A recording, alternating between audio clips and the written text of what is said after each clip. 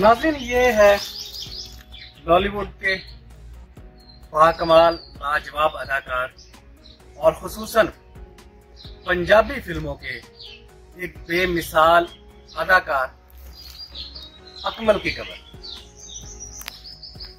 इनका जो पूरा नाम था वो मोहम्मद आसिफ खान अकमल था, लेकिन फिल्मों के अंदर सिर्फ अकमल के नाम से इन्होंने अपना नाम बनाया।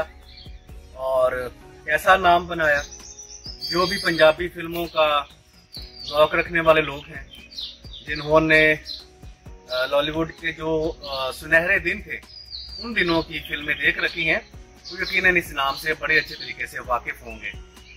लॉलीवुड का एक बहुत बड़ा नाम थे अकमल। ये उनकी आखिरी आरामगाह है जी, ये आप देख सकते हैं।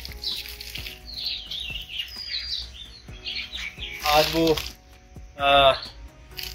एक मट्टी की चादर ओढ़े आराम फरमा है इस जगह पे। आइए आपको चलते हैं, आगे भी लेके चलते हैं और दिखाते हैं कि और कौन कौन से जो चेहरे हैं बॉलीवुड पे वो यहाँ पे आराम फरमा है।